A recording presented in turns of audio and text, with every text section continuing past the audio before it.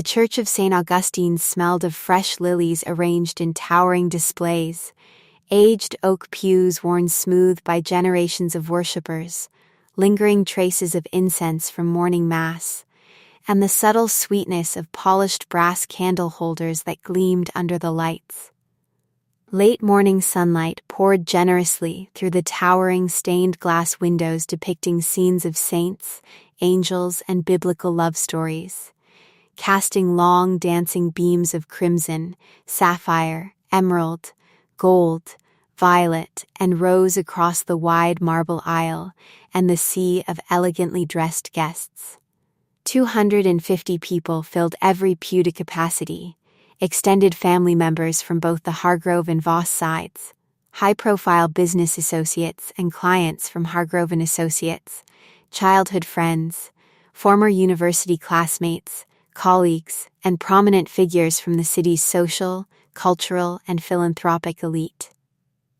The low, excited murmur of conversation rose and fell like gentle waves before a coming storm, punctuated by soft laughter, the rustle of silk programs, the occasional click of a discreet camera phone, and the faint creak of wooden pews as people shifted in anticipation. At the altar, Alexander Hargrove stood tall and perfectly composed, the very image of masculine success and quiet triumph. 32 years old, broad-shouldered and athletic from his weekend sailing trips on the lake, he wore his bespoke black tuxedo with the same effortless authority he brought to every boardroom presentation and client meeting.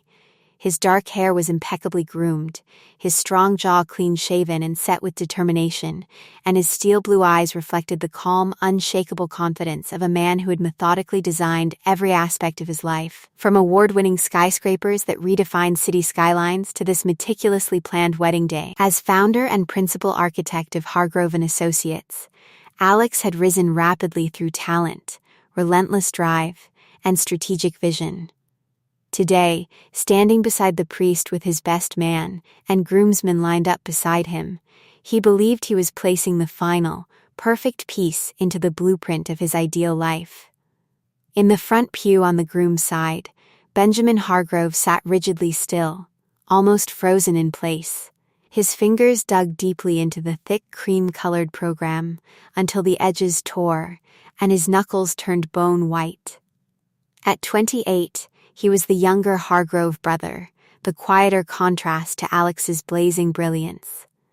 He shared the family's chiseled jawline and thick dark hair, but his warm brown eyes held a softer, more introspective depth that most people never bothered to notice or explore. Dressed in a tailored charcoal suit that now felt constricting and heavy, Ben could barely draw a full breath. His heart hammered painfully against his ribs in a relentless rhythm, each beat echoing the same crushing refrain of guilt, longing, and dread that had haunted him relentlessly for 7 long years.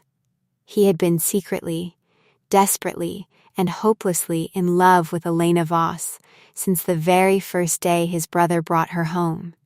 It all began on a warm, golden Friday evening in early June at the Hargrove family's sprawling lake house, a beautiful cedar and stone retreat nestled among ancient pines on the peaceful shore of Willow Lake.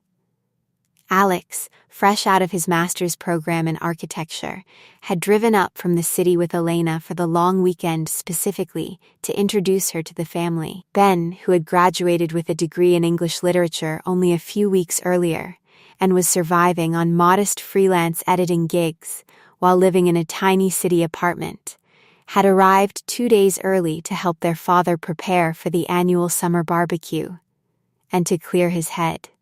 The moment Elena stepped out of Alex's sleek black SUV wearing faded denim cutoff shorts, a simple white tank top that showed off her sun-kissed skin, and comfortable sandals, with her long auburn hair cascading freely down her back and catching the late afternoon sunlight like threads of living fire, Ben felt something deep and irreversible shift inside his chest. It wasn't just physical attraction. It was the way she smiled at the lake, the way her green eyes lit up with genuine curiosity when she greeted everyone, the easy laugh that seemed to carry on the breeze. While Alex immediately excused himself to take an important business call on the private wooden dock, already chasing his first major commercial commission, Elena wandered over to the wide wraparound porch, where Ben sat in an old Adirondack chair, reading a worn paperback copy of The Sun Also Rises. "You actually read Hemingway for fun?" she asked, tilting her head with a curious, teasing smile as she picked up the book. "Most guys I meet only pretend to like the classics." They ended up talking for nearly 4 hours as the sun slowly dipped toward the horizon, painting the lake in hues of orange and pink. She told him about her soul-crushing marketing internship at a big firm downtown, how she secretly dreamed of opening a cozy bookstore cafe called Pages and Pour one day, a warm, inviting space filled with floor-to-ceiling bookshelves, plush reading nooks, the rich aroma of fresh coffee, and weekly poetry or book club nights. Ben confessed his own quiet, almost shy ambition to one day write novels that explored the messy, unspoken truths of human hearts and relationships. They laughed about terrible first jobs, quoted favorite lines from books, and debated whether love in stories was ever truly realistic. That night, as the bonfire crackled and popped on the beach, and Alex remained glued to his phone, handling yet another work emergency, Elena wrapped herself in a blanket and leaned her head gently on Ben's shoulder beneath a vast blanket of stars. "I've never met anyone who really listens like this," she whispered softly, "who sees me as more than just the pretty accessory on the successful guy's arm. Thank you, Ben." He remained perfectly still, barely breathing, his heart racing. She was his brother's girlfriend. The thought repeated like a desperate warning in his mind. But the warmth of her presence, the quiet sincerity in her voice, had already imprinted itself permanently on his soul. The 7 years that followed became a slow, exquisite, and increasingly painful form of emotional torture for Ben. Alex and Elena's relationship blossomed publicly into everything the world envied: glamorous vacations in Santorini, Paris, and Bali, black-tie charity galas, where they were photographed looking like a magazine power couple, lively weekends at the lake house, where Alex dominated conversations with exciting stories of his rapidly rising career. Their engagement announcement made the society pages. But Ben, who was always invited to family events, witnessed the growing invisible fractures. There were countless late nights when Alex worked until dawn on tight deadlines. Elena's late-night texts to Ben gradually became her emotional lifeline. "He missed our anniversary dinner again tonight. I sat at the restaurant alone for over an hour waiting. I feel like I'm slowly becoming invisible in his perfect, ambitious life." Ben always replied, no matter how late. Sometimes their conversations stretched until 3 or 4 a.m. He sent her carefully chosen passages from books that captured exactly how she felt. He listened without judgment or agenda. For years, he never initiated anything physical. One stormy autumn night, 2 years into Alex and Elena's relationship, she showed up unannounced at Ben's tiny one-bedroom apartment after a vicious fight with Alex. She cried on his worn second-hand couch for 3 straight hours while he made her chamomile tea and held her gently. When she looked up at him with tear-streaked cheeks and whispered, "Why can't he love me the way you clearly do, Ben?" His entire world tilted dangerously. He only kissed her forehead that night and drove her home, but the line between deep friendship and forbidden longing had blurred beyond repair. The single greatest transgression, the moment that haunted both of them, happened 6 months before the wedding. Ben and Elena ran into each other by chance at a quiet downtown cafe, while Alex was overseas closing a major international deal. A sudden violent thunderstorm trapped them together under a narrow storefront awning. Shared laughter over old memories turned into charged, lingering silence. Then, without warning, Elena rose onto her toes and kissed him. Deep, desperate, hungry with 7 years of everything they had denied themselves. Rain poured down around them as the kiss deepened. passionate and guilt-ridden. They pulled apart, soaked to the skin and horrified at what they had done. "It just happened," Elena gasped, touching her swollen lips with trembling fingers. "We can never speak of this again," Ben replied, his voice shaking with shame and fear. "He's my brother. This ends tonight. We forget it ever happened." They swore it on everything they held sacred. They meant it with every fiber of their beings. Yet the secret only grew heavier, more alive, and more consuming. Family dinners where Elena's foot would accidentally brush Ben's under the table and linger a second too long. Stolen 5-minute conversations in the garden during holidays. Moments when she deliberately chose the seat beside him instead of next to her fiancé. Ben tried desperately to kill the feelings. He dated Sarah seriously for 8 months, then Claire for nearly a year, but every relationship felt hollow and unfair to the women involved. He even helped Alex plan the elaborate lakeside proposal, standing in the background with a frozen, plastic smile plastered on his face, as Elena said yes, with tears shimmering in her eyes. That same night, alone in his apartment, Ben drank an entire bottle of whiskey and wrote the opening chapters of a novel he vowed would never see the light of day. A heartbreaking story of a younger brother slowly destroyed by his love for the woman destined for his elder sibling. The wedding day itself dawned bright, clear, and mercilessly beautiful, as if the universe itself was mocking the storm brewing beneath the surface. In the luxurious bridal suite at the historic hotel adjacent to the cathedral, Elena stood before a full-length mirror in her strapless white silk gown. The fabric hugged her figure like liquid moonlight. The long, elegant train and delicate hand-stitched lace veil completing the ethereal fairy tale look. Her makeup was flawless, her hair styled in soft waves, and her bouquet of white roses, eucalyptus, and baby's breath smelled divine. She looked every inch the perfect, radiant bride that magazines would feature. But inside, her stomach churned with dread, certainty, and a deep sorrow for the pain she was about to cause. "I can't keep pretending anymore," she whispered to her reflection, tears threatening to ruin her makeup. Alex had given her security, excitement, travel, and social status. But Ben had quietly rebuilt her spirit every single time she felt herself disappearing. The love she carried for him had not arrived in a sudden spark.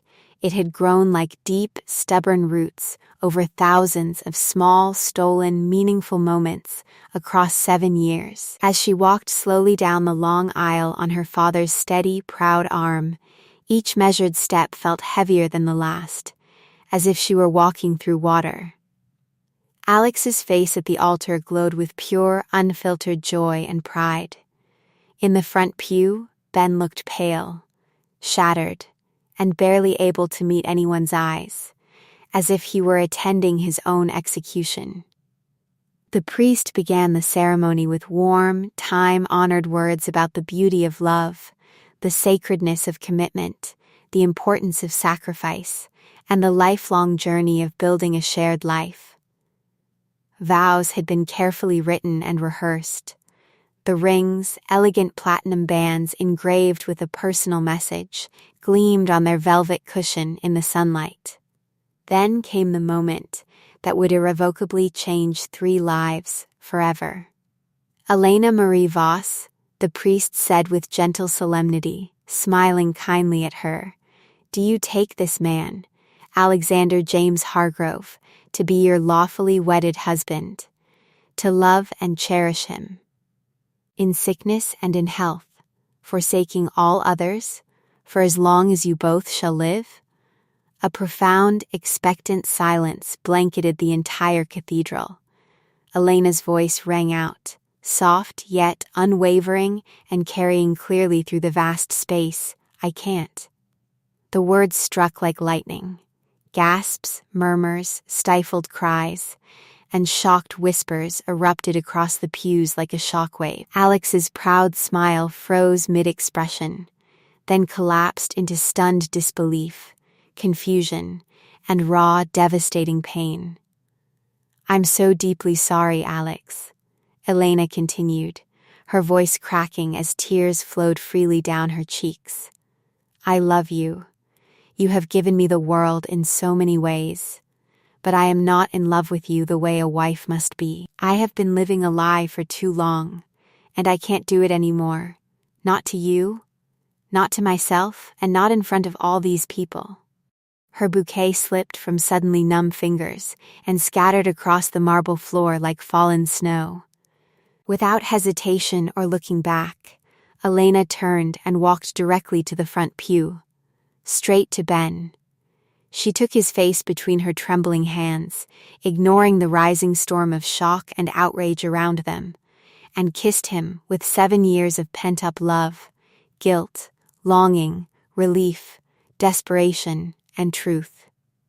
The kiss was deep, public, passionate, and undeniable. The entire church erupted into complete pandemonium. Shouts of disbelief, loud sobs from family members, overturned chairs, dozens of phones flashing and recording despite the strict no photography rules. "I love you, Ben," she whispered fiercely against his lips when they finally parted for breath.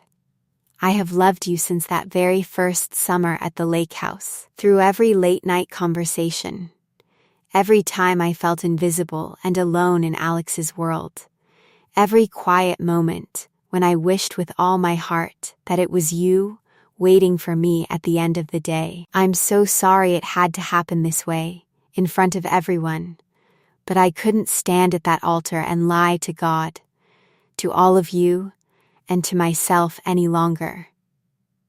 Ben's arms closed around her instinctively, holding her as if she might vanish. For one suspended, timeless heartbeat, the chaotic world contained only the two of them. Then, Alex's voice tore through the noise like a thunderclap of betrayal and fury. "Ben, what the hell have you done?" The private vesting room behind the altar felt stiflingly small, airless, and heavy with tension. Alex paced back and forth like a wounded predator trapped in a cage. Elena leaned against the far wall, her once perfect makeup now streaked with black tears. Ben stood between them, shoulders bowed under the crushing, unbearable weight of everything that had just exploded violently into the open. Alex stopped inches from his younger brother's face, eyes blazing with pain and rage. "Last month, when I found those hidden messages on her phone, when you told her you couldn't stop thinking about her even after all these years, I confronted you privately in my office. You looked me dead in the eye and swore it just happened. That it was nothing. A stupid, fleeting emotional affair that meant nothing. And now this? At our wedding? In front of our families? Our friends? Our entire world?" Ben's voice came out hoarse, broken, and raw with exhaustion. "Every single word I said then was true, Alex. None of this was ever planned or intentional. I fell for her the very first weekend you brought her to the lake house, but I buried those feelings as deep as humanly possible. I fought them with everything I had for 7 long, agonizing years. I dated other women seriously and tried to build a life without her. I helped you plan the proposal down to the last detail. I begged Elena countless times to marry you and find the happiness she deserved. But every time you were consumed by work and deadlines, every time she felt unseen, lonely, and invisible, we talked. It just kept happening quietly, in the spaces between everything else. That kiss in the rain was the only time we ever physically crossed the line, and we both hated ourselves for months and months afterward. We tried so hard to stop it." Elena stepped forward, her voice trembling but filled with hard-won conviction and sorrow. "He is telling you the absolute truth, Alex. I tried with every part of my being to be the perfect partner for you. I supported your dreams, attended every gala with a smile on my face, waited up through endless late nights and business trips. But somewhere along the way, you stopped truly seeing me as a person with her own dreams and fears. Ben saw me when I was falling apart. He remembered the small, silly dreams I once shared with him about the bookstore calf. He made me laugh on days when I wanted to disappear completely. This love between us didn't begin with cold betrayal or selfish intention. It grew slowly and inevitably in all the empty emotional spaces your ambition and schedule left behind. I am so profoundly sorry for the pain and public humiliation we are causing you today. I will carry that guilt for the rest of my life. But I could not stand at that altar and make a false vow before God and everyone we know. Alex stared at them both for what felt like an eternity. His eyes burned with layers of rage, grief, betrayal, disbelief, and a profound, shattering sense of loss. Then, without another word, he turned sharply on his heel. "Don't either of you ever follow me or contact me again. As far as I'm concerned, you're both dead to me." He slammed the heavy wooden door behind him with such force that the walls vibrated. A small picture frame crashed to the floor, and the sound echoed like a final gunshot. The scandal dominated local and national headlines, gossip sites, and social media for many months afterward. Tabloids ran sensational stories for weeks. Hargrove wedding catastrophe. Bride abandons groom at the altar for his own younger brother in shocking family betrayal. Family, friends, and acquaintances took sides, some offering support and others cutting contact. Their mother, Margaret, a gentle retired schoolteacher, cried for days on end and retreated into her bedroom, unable to face the world. Their father, Richard, a stern retired judge known for his strong sense of justice and family loyalty, refused to speak to Ben for nearly 3 months and struggled with divided loyalties. Alex left the city for Chicago within 3 weeks, immersing himself completely in a prestigious new architectural firm and severing nearly all ties with his past. He and Ben shared one excruciating, profanity-filled, tearful phone call full of accusations, pain, and finality before going completely no contact. Ben and Elena found a modest 2-bedroom apartment overlooking the calm river. Nothing glamorous or luxurious like the penthouse Alex had planned. Just quiet, sunlit, and finally theirs. Their first 6 months together were an intense emotional hurricane. Nights of passionate, almost desperate lovemaking, followed by bitter, tear-filled arguments where old guilts resurfaced. Elena would sob uncontrollably in the shower for hours, whispering broken apologies into the steam. Ben would wake from vivid nightmares at 3 a.m., drenched in sweat, seeing his brother's devastated face at the altar again and again. Yet they refused to let the guilt destroy the love they had finally chosen. They attended counseling together. They learned to communicate through the pain. Slowly, they began to heal and build something authentic. Elena left her corporate marketing job and poured every ounce of her energy, savings, and heart into opening Pages and Pour. The bookstore calf quickly became a beloved local gem. Warm wooden shelves, lined with carefully curated books, plush reading nooks with soft lighting, the rich aroma of fresh coffee and baked goods, weekly poetry nights, author events, and a community that felt like home. Ben completed his debut novel, The Spaces Between Us, a quiet, literary exploration of forbidden love, fractured brotherhood, complicated family loyalty, and the courage required to choose messy truth over comfortable lies. The book received strong critical praise, modest commercial success, and even a few award nominations.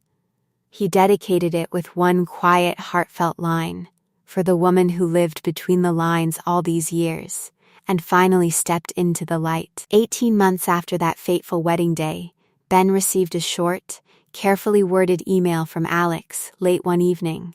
"Mom keeps me updated from time to time. I hear you're both doing well, and that the bookstore is thriving.